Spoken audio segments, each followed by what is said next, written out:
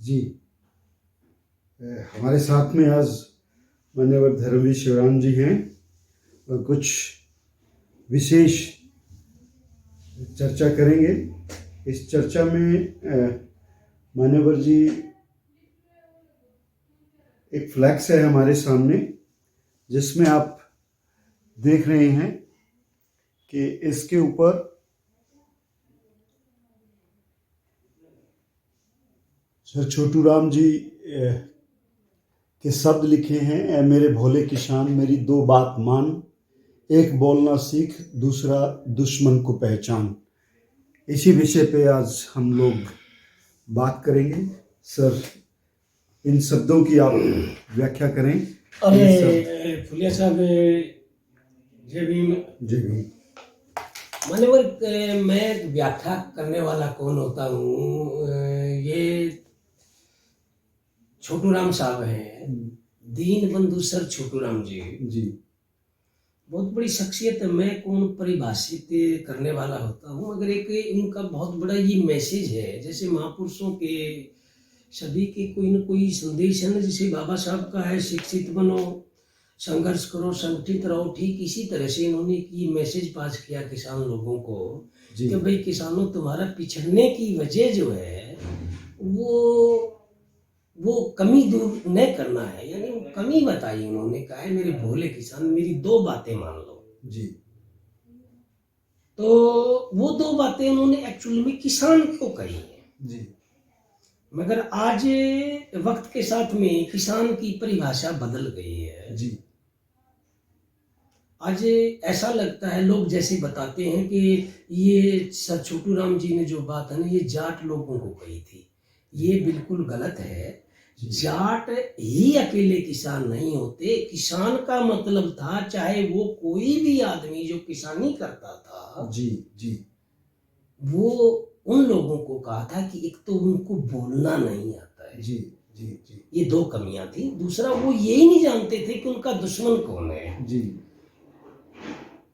तो दुश्मन को जब तक जानेंगे नहीं, उससे बचाव कैसे करेंगे? बिल्कुल परफेक्ट। तभी क्या है कि कई बार क्या है कि ये हमारे देश की विडंबना है कि महापुरुषों को भी बांट देते हैं। जी।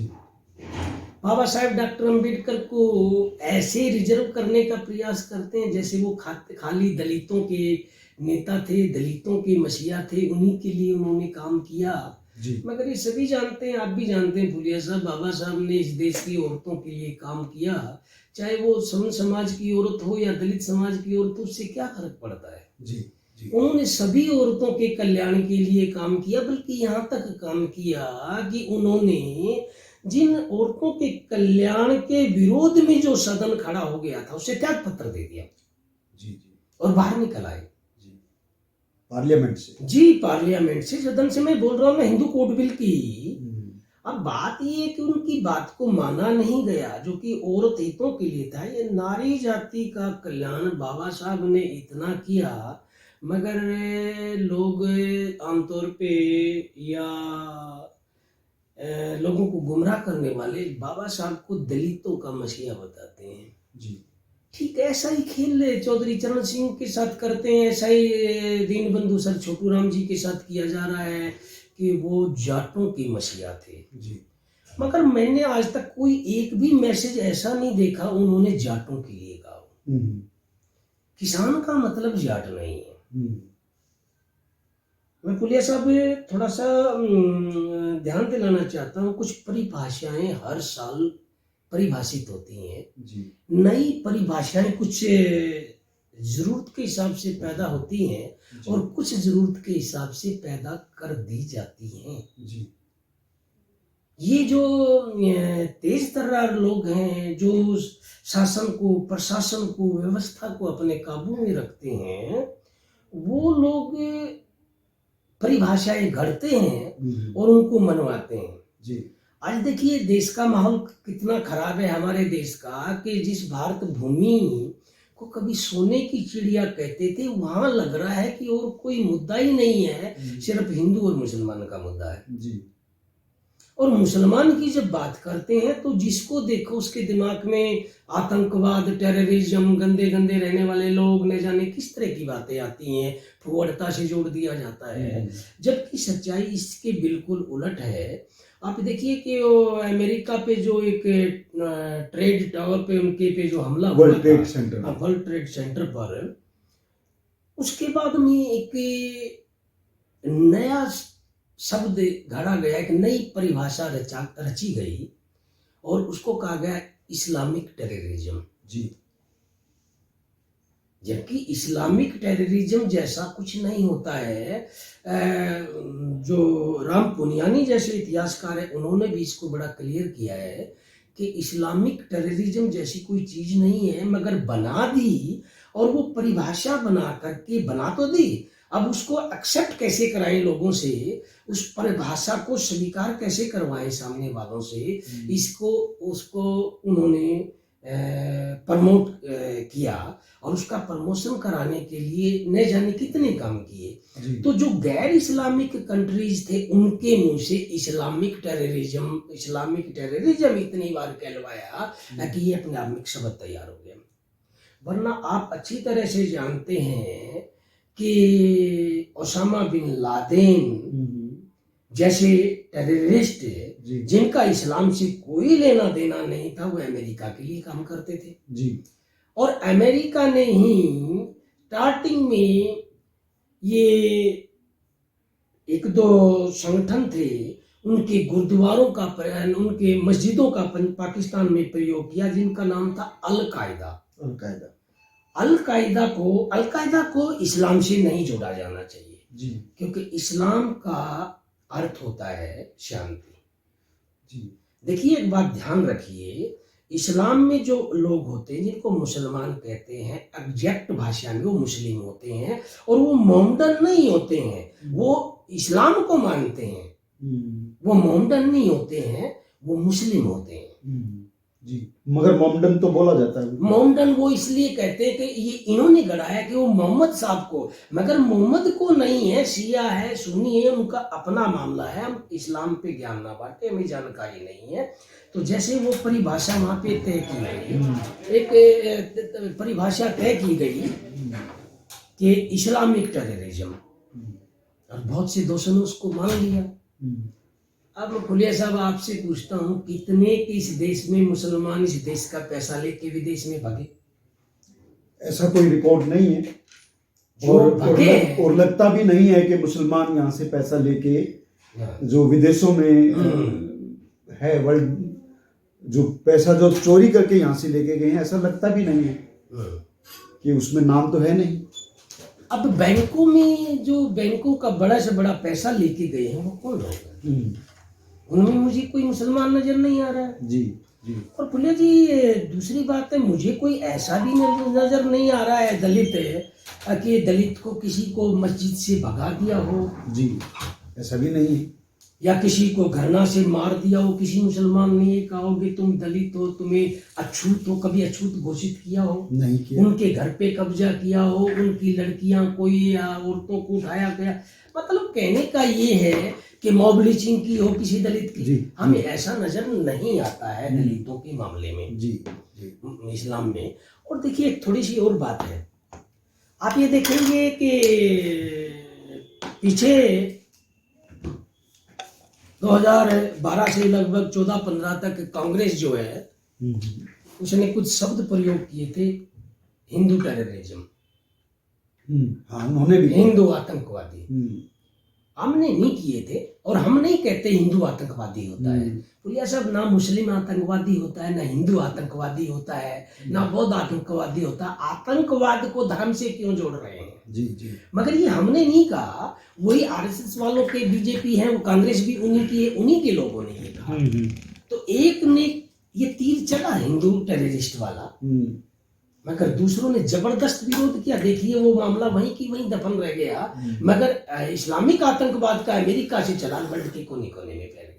ये डिपेंड करता है कि परिभाषा किस ढंग से घड़ी गई है। तो बात चली थी सर छोटू राम से कि उन्होंने किसान के लिए बात की, जाट के लिए बात नहीं की। किसान का मतलब क्या है कि जो खेती में अन्न पैदा करता है वो किसान, जी। मगर अकेला वही नहीं, सर जो फूल पैदा करता है खेत में वो भी किसान जी। अब एक और किसानी बताता हूँ, ये नहीं, जो पानी के अंदर मछली पैदा करता है वो भी किसान, जी जी। जो मोती पैदा करता है जी। पानी में वो भी किसान, जी जी। यानी कि पैदावार करने वाले किसान। जी।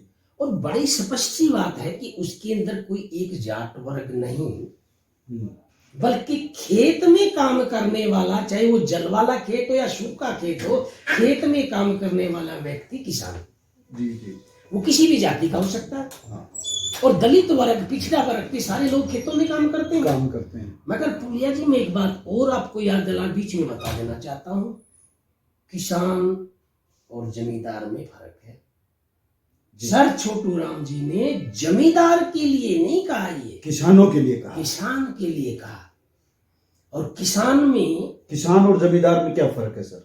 सर जमींदार तो सरमाएदार है, जमीनों का मालिक है जी। किसान वो है जिसके पास या तो कोई छोटा ऐसा टुकड़ा जिसमें कुछ होता नहीं था, किसी गलती से मिल गया, या उसमें मजदूरी करने वाला, या हिस्सेदारी में काम करने वाला, या शीर में काम करने वाला, या साल भर पे उसको बटत में लेकर के काम करने वाला, जो मेहनत कश खेत का काम करने वाला, जो खेत में मेहनत करने वाला आदमी है वो किसान है। जो खेतों का मालिक है, जो घर में बंगले में बैठ कर के खेती करवाता है औरों से, वो जमींदार है। जमींदार शोषण करता है। देखिए, आप इतिहास देखिए कि जमींदार के यहाँ किसान खेती करते थे जी। और जब वो खेती छुड़वा देता था तो अपने बैल लेकर के चला जाता था, अपना बैल और हल और अपनी गाड़ी लेकर के चलता था वो, बाकी सब कुछ उसको वहीं छोड़ के जाना पड़ता था, किसी दूसरे जमींदार के जाके काम करता था जी जी जी। तो यहाँ पर चौधरी छोटू राम जी ने कुल मिलाकर के सभी किसानों को, उन किसानों का मतलब है कि जो मेहनत कश लोग हैं, जो खेतों में काम करते हैं, उन लोगों को कहा है कि तुम एक तो बोलना सीख लो। इसका मीनिंग क्या है? बोलना सीखने के लिए सर, कुछ बोलने के लिए पहले सीखना पड़ेगा, पढ़ना पड़ेगा जी, जी। तो स्पष्ट कह रहे हैं कि शिक्षित बनो।